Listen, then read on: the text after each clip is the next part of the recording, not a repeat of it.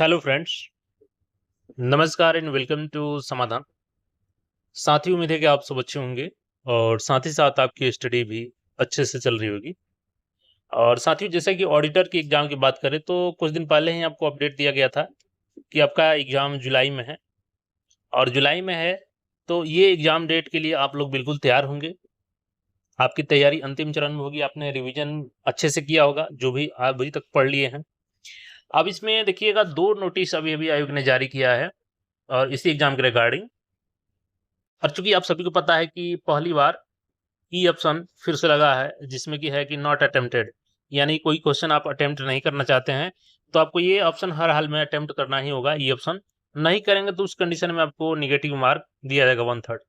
अब यहाँ पे आप सबका कन्फ्यूजन ये भी है कि चूँकि जो नोटिफ़िकेशन है, तो उसमें ऑडिटर में तो कोई नेगेटिव मार्किंग नहीं है, यानी कि 150 जो क्वेश्चन है, उसमें आपसे अगर जितना भी क्वेश्चन बनता है, वो तो आप बनाते ही हैं। साथ ही साथ अब जो एक्स्ट्रा क्वेश्चन बचते हैं, तो चूँकि उस पे कोई नेगेटिव मार्किंग नहीं रहता है, तो उसको भी आप लोग ओएमआर शीट में अपने अनुसार रख देते हैं कि कोई सही तो होगा, क्योंकि नेगेटिव मार्क तो नहीं है कि नंबर कटेगा। अगर गलती से कोई सही भी हो गया, तो उसका बेनिफिट आपको मिल जाएगा। अब इसको लेकर के काफ़ी कन्फ्यूजन है आपके मन में कि क्या सभी प्रश्न के लिए नेगेटिव मार्किंग होगा या केवल ई ऑप्शन नहीं रखते हैं तब होगा? तो इसको अच्छे से हम लोग समझेंगे। सबसे पहले जो 2 नोटिस आया है, इसको समझिएगा। देखिए, पहला चीज़ तो ये है कि आपका विज्ञापन संख्या 9/2024 अंक 6 यानी ऑडिटर का 5 जुलाई को एग्ज़ाम जो है, रविवार के एक पाली में है। इसके लिए एडमिट कार्ड का जो आपका नोटिस है, आज आ चुका है। 28 तारीख से आप लोग एडमिट कार्ड अपना डाउनलोड कर पाएँगे, ठीक है? 28 जून से। और जैसे कि लॉगिन करके डाउनलोड करते हैं अपने अकाउंट में, तो वहाँ से आप लोग डाउनलोड कर सकते हैं ये। और आप ई एडमिट कार्ड लेके जाएँगे अपने साथ एक्स्ट्रा कॉपी, यानी 2 कॉपी लेके जाएँगे। 1 कॉपी आपको वहीं पे सेंटर पे जमा हो जाता है सिग्नेचर करके। 2 तारीख से 2 जुलाई से आप लोग सेंटर अपना डैशबोर्ड में चेक कर पाएँगे कि आपका एग्ज़ाम जो है ना, वो किस सेंटर में गया है, ठीक है? 28 को आपका एडमिट कार्ड आ जाएगा और उसमें आपका डिस्ट्रिक्ट मेंशन रहेगा, किस डिस्ट्रिक्ट में आपको पढ़ा है। लेकिन डिस्ट्रिक्ट में प्रॉपर किस कॉलेज में पढ़ा है, वो 2 जुलाई से आपका दिखाई देगा। बट डिस्ट्रिक्ट आप लोग 28 को ही चेक कर सकते हैं डाउनलोड करके, ठीक है? और 1 घंटा पहले आपको सेंटर पे जाना है। ये तो हो गया पहला नोटिस। दूसरा नोटिस जो देखिएगा, ये दिया गया है कि आयोग की परीक्षा निर्धारित मानकों के अनुरूप पूर्णतः 5 जुलाई 2026 को किया जाएगा और किसी व्यक्ति, संस्था या माध्यम द्वारा परीक्षा में सफलता या नियुक्ति सुनिश्चित कराने का दावा पूर्णतः असत्य एवं भ्रामक एवं धोखा है।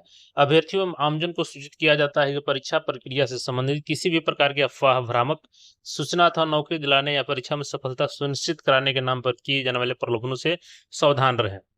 सभी अभ्यर्थियों आमजन से अनुरोध है कि वे केवल आयोग की आधिकारिक वेबसाइट और अधिकृत माध्यम से जानकारी सूचनाओं पर ही विश्वास करेंगे।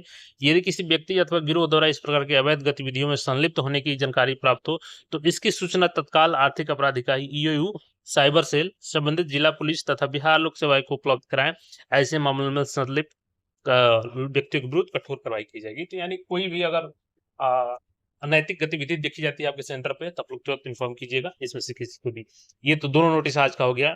अब नेगेटिव मार्किंग की बात कर लेते हैं। देखिए, जो नोटिस ये जारी किया गया था आपका 18 तारीख को, जिसमें ये बताया गया था कि आपका 5 जुलाई को एग्जाम होगा और इसी में देखिएगा तो 2 नंबर जो पॉइंट लिखा गया था, प्रत्येक प्रश्न के 5 विकल्प ए, बी, सी, डी और ई उपलब्ध कराए जाएंगे, जिसमें विकल्प ई का अभिप्राय प्रयास नहीं किया गया, नॉट अटेम्प्टेड होगा। यदि कोई अभ्यर्थी प्रश्न का उत्तर नहीं देना चाहता है, तो उसे अनिवार्य रूप से विकल्प ई का चयन करना होगा। यदि कोई अभ्यर्थी किसी प्रश्न के लिए किसी भी विकल्प का चयन नहीं करता है, तो ऐसे प्रत्येक प्रश्न पर 1/3 1/3 अंक की नकारात्मक नेगेटिव कटौती की जाएगी।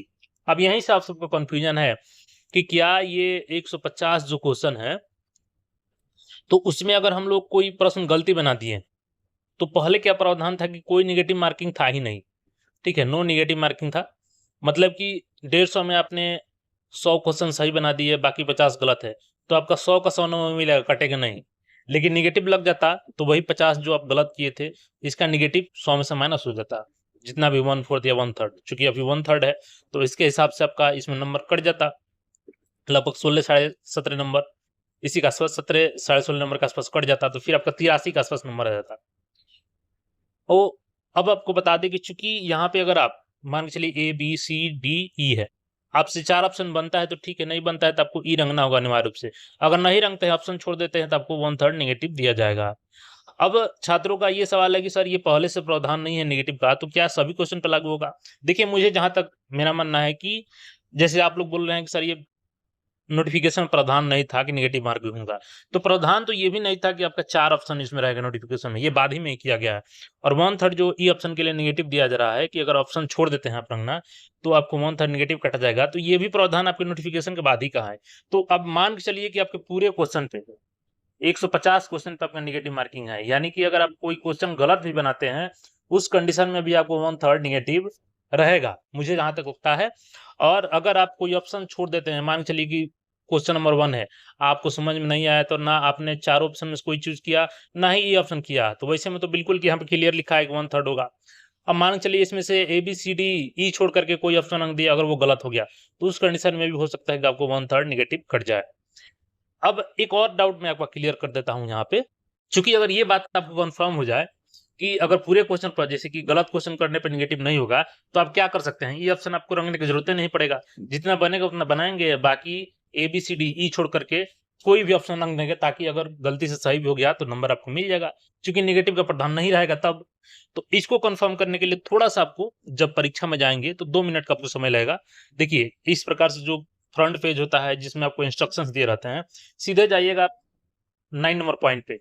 अगर सभी क्वेश्चन पे नेगेटिव रहेगा तो क्लियर मेंशन रहेगा कि for which a wrong answer and more than one answer has been given by the candidate, 1/3 of the mark assigned to that question will be deducted as penalty। तो ये clear mention रहेगा उस पे, और मुझे जहाँ तक लगता है कि ये सभी क्वेश्चन पे लगेगा, क्योंकि आधी अधूरा तो 1/3 नेगेटिव लगेगा नहीं। लेकिन फिर भी आपके हित में ये है कि आप उस दिन परीक्षा में ये पॉइंट ज़रूर पढ़ लीजिएगा। अगर उसमें नहीं लिखता है कि रॉन्ग क्वेश्चन पे 1/3, तो आप सभी क्वेश्चन को ई ऑप्शन ना रंग के बाकी का रंग दीजिएगा। तो बाकी आपकी तैयारी कैसे चल रही है, रिवीजन कैसे चल रहा है, कमेंट करके ज़रूर बताइएगा। मिलते हैं फिर नए अपडेट में। चैनल को सब्सक्राइब करके जुड़ रहे हैं। धन्यवाद।